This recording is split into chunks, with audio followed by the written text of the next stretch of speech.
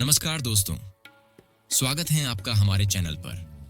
आज हम आपको लेकर चलेंगे एक रोमांचक सफर पर, जहां हम जानेंगे दुनिया के 7 अजूबों के बारे में।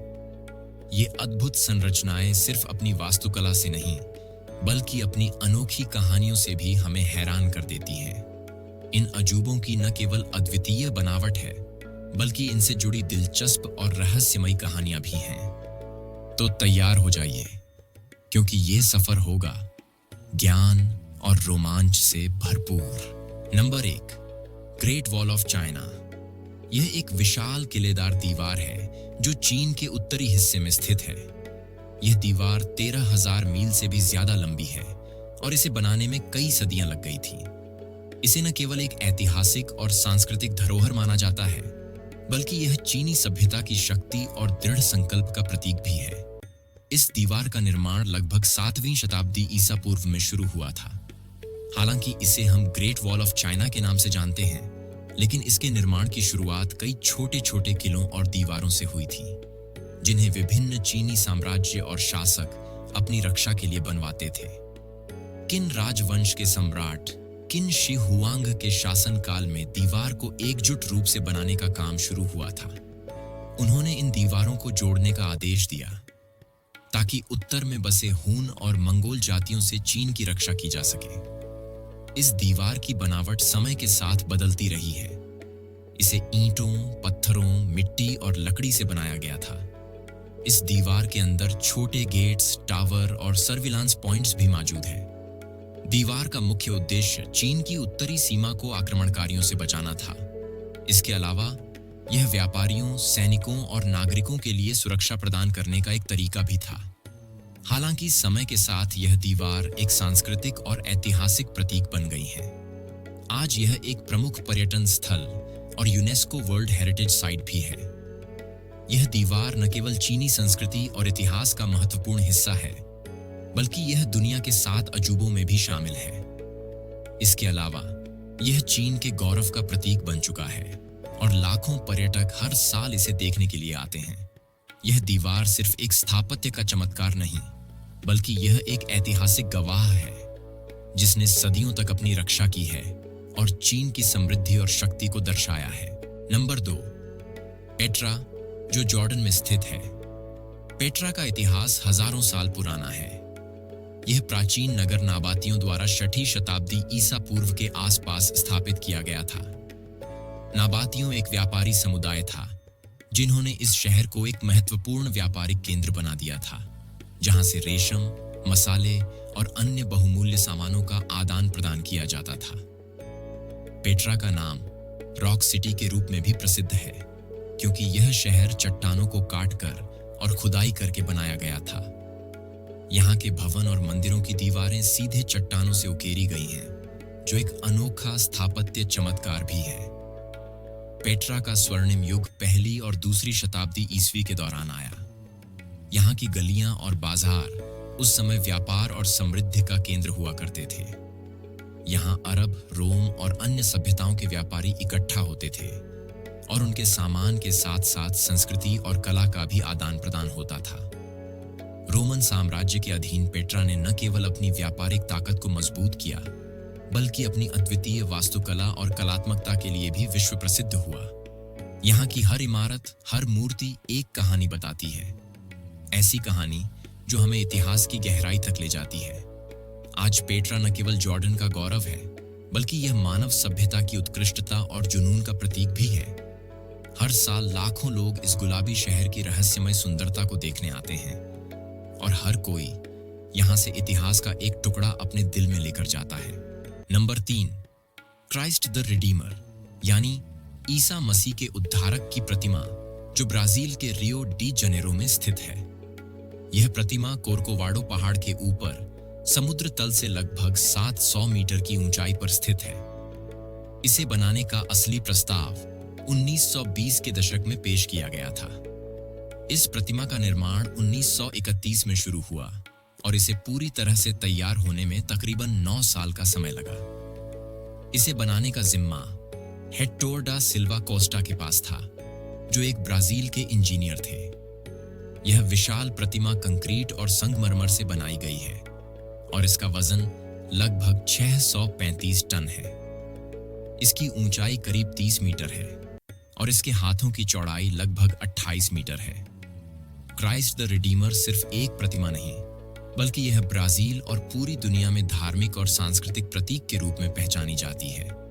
यह प्रतिमा ईसा मसीह के प्रेम, शांति और करुणा का संदेश देती है। यह प्रतिमा यूनेस्को विश्व धरोहर स्थल के तहत आती है और यह 7 अजूबों में से एक है। यहाँ से रियो का नज़ारा बहुत ही खूबसूरत होता है और रात के समय जब यह प्रतिमा रोशन होती है तो यह और भी अद्भुत दिखाई देती है। आज Christ the Redeemer Pratima Rio de Janeiro के सबसे बड़े पर्यटन स्थलों में से एक बन चुकी है। यहाँ हर साल लाखों पर्यटक आते हैं ताकि इस ऐतिहासिक और धार्मिक प्रतीक को देख सकें। Number 4, Machu Picchu. यह पेरू का एक खजाना है जो आज भी इतिहास के पन्नों में बसा हुआ है। माचू पिच्चू, जिसे इनका सिटी भी कहा जाता है, यह 15वीं शताब्दी में इनका सभ्यता द्वारा बनाया गया था। यह सिटी समुद्र तल से लगभग 2430 मीटर की ऊंचाई पर स्थित है और एंडीज पर्वत श्रृंखला के बीचों बीच बसी हुई है। इनका साम्राज्य, जो 15वीं और 16वीं शताब्दी में दक्षिण अमेरिका के विशाल हिस्से में फैला था, यह अपनी अद्वितीय वास्तुकला और इंजीनियरिंग के लिए प्रसिद्ध था। लेकिन माचू पिच्चू का निर्माण क्यों और किस लिए हुआ, यह आज भी एक रहस्य बना हुआ है। कुछ इतिहासकार मानते हैं कि माचू पिच्चू इनका सम्राट पचाकुटी के द्वारा एक धार्मिक स्थल के रूप में बनवाया गया था, क्योंकि यहाँ के मंदिर और अन्य संरचनाएं सूर्य देवता को समर्पित थीं और इसे एक धार्मिक केंद्र के रूप में इस्तेमाल किया जाता था। इसी प्रकार कुछ इतिहासकारों का कहना है कि माचू पिच्चू एक शाही निवास स्थान था, जहां इनका सम्राट अपने परिवार के साथ निवास करते थे।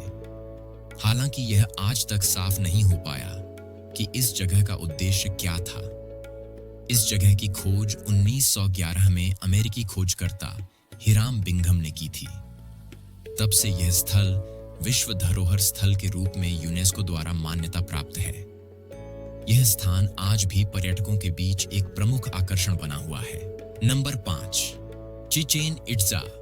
चिचेन इट्जा का इतिहास लगभग 1500 साल पुराना है। यह प्राचीन माया सभ्यता का एक महत्वपूर्ण शहर था, जो मेक्सिको के युकाटन प्रायद्वीप में स्थित है।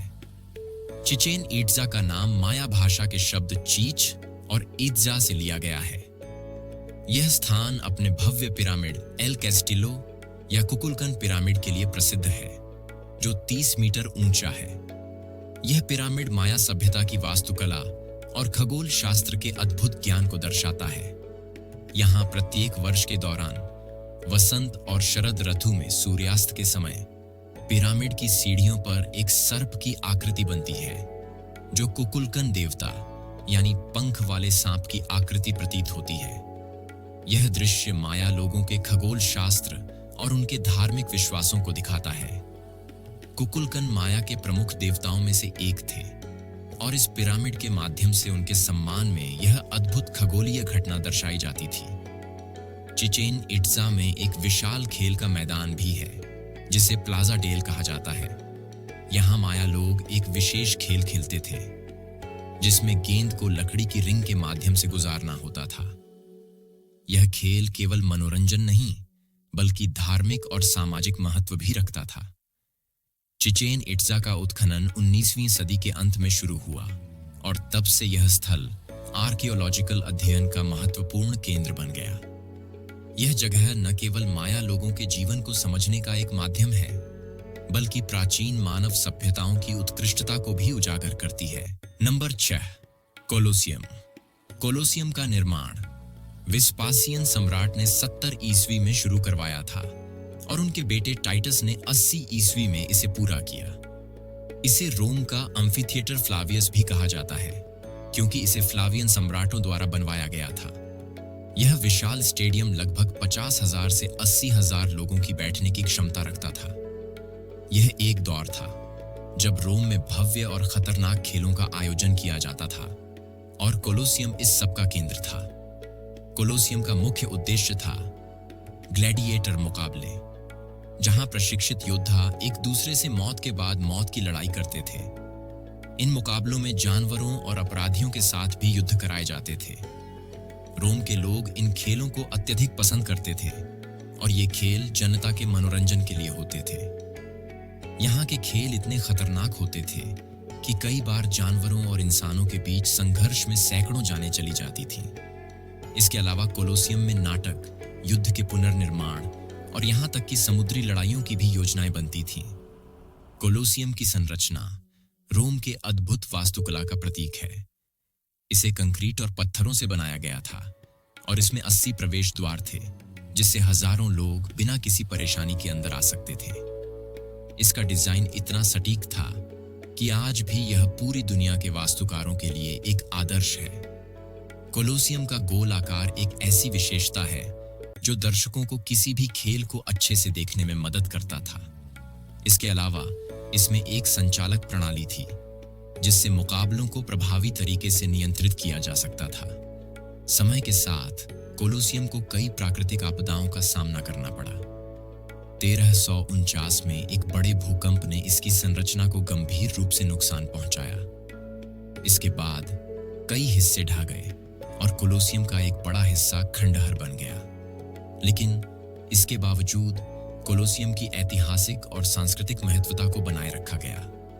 18वीं और 19वीं सदी में इसके पुनर्निर्माण और संरक्षण के प्रयास किए गए।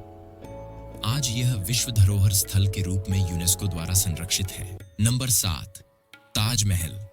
ताजमहल का निर्माण मुगल सम्राट शाहजहां ने अपनी पत्नी मुमताज महल की याद में किया था। मुमताज की मृत्यु 1631 में हुई थी। उनके निधन से शाहजहां बेहद दुखी हुए और उन्होंने एक भव्य स्मारक बनाने का फैसला किया, जिसे दुनिया भर में आज ताजमहल के नाम से जाना जाता है। ताजमहल का निर्माण 1632 में शुरू हुआ और लगभग 22 साल बाद 1653 में यह पूरा हुआ। इसे बनाने के लिए करीब 20,000 श्रमिकों, कारीगरों और वास्तुशिल्पियों की टीम ने काम किया था। ताजमहल की वास्तुकला में मुगल और फारसी, तुर्की और भारतीय शैली का अद्भुत संगम है। सफेद संगमरमर से बना यह मकबरा चारों ओर से खूबसूरत बगीचों और पानी की नहरों से घिरा हुआ है। ताजमहल का केंद्रीय गुंबद करीब 58 मीटर ऊंचा है और इसमें 8 कक्ष और विशाल दीवारें हैं, जो इसकी वास्तुकला को और भी अद्भुत बनाती हैं। इसमें 28 तरह के रत्न और कीमती पत्थरों का इस्तेमाल किया गया है। ताजमहल को यूनेस्को द्वारा 1983 में विश्व धरोहर स्थल के रूप में मान्यता प्राप्त हुई। यह न सिर्फ एक ऐतिहासिक स्मारक है, बल्कि यह प्रेम का प्रतीक भी है। तो दोस्तों, ये थे दुनिया के 7 अजूबे। ये सभी स्थान हमें न केवल इतिहास और संस्कृति की गहराई में ले जाते हैं, बल्कि यह हमारे लिए एक प्रेरणा भी है कि इंसानियत अपनी सीमाओं को पार कर किसी भी अद्भुत रचना को जन्म दे सकती है। यदि आपको यह वीडियो पसंद आया हो तो कृपया इसे लाइक और शेयर जरूर करें और हमारे चैनल को सब्सक्राइब करना न भूलें। हम जल्द ही ऐसे और दिलचस्प वीडियो लाने वाले हैं। धन्यवाद।